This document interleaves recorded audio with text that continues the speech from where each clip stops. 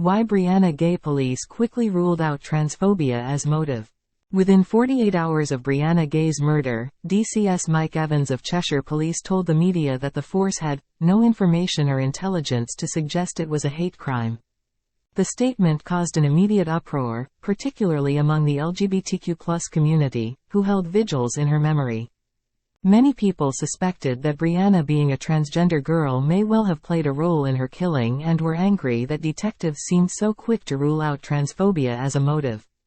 What the activists did not know was that police by then had already started trawling through thousands of WhatsApp messages exchanged between the two teenage suspects before and after the murder. What they discovered was highly disturbing but not, they thought, a plot driven primarily by a hatred of Brianna's transgender identity. Evans explained after the verdicts that it was partly due to police soon learning that the two suspects had discussed killing at least 4 other children, boys they did not like. "I think if it hadn't been Brianna, it would have been one of the other 4 children on that list," Evans said. "It's just that Brianna was the one who was accessible at that time, and then became the focus of those desires." Brianna was first introduced into the defendant's conversations by the girl, referred to in court as X, on the 15th of December 2022, almost 2 months before the killing. "I'm obsessed over someone I know but don't have feelings for them. She's called Brianna, I don't know how to explain. Also she has a dick lol," wrote X, who first met Brianna last October.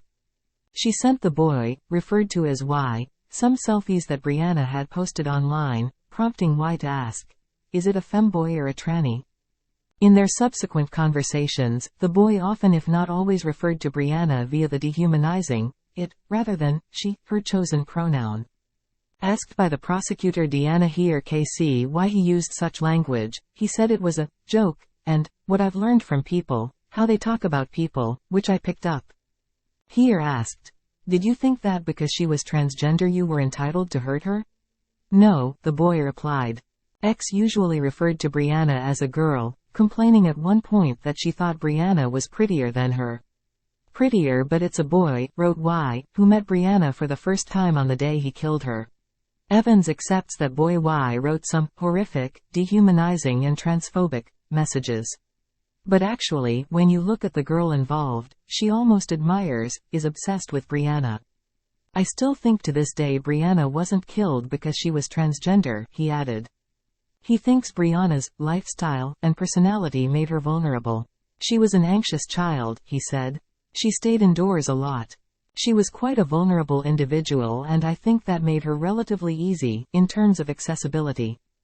Girl X and boy Y decided to kill Brianna after their initial plan to kill a boy referred to as E was thwarted and X suggested they stab Brianna instead.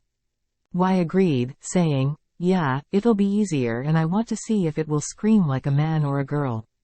In another conversation, the girl discussed wanting to take one of Brianna's pretty eyes as a trophy after the killing, while the boy said, "Really all I want to see is what size dick it had."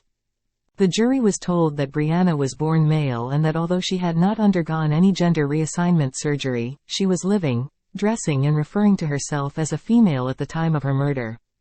Her mother, Esther Ghey, told The Guardian earlier this year that Brianna transitioned aged 14. Although transphobia did not come up in the trial, the judge, Mrs. Justice Yip, may consider it to be an aggravating factor when sentencing one or both of the teenagers. But she told potential jurors on the first day of the trial to put aside any uninformed views about Brianna's killing. She also took a dim view of online commentary about transphobia.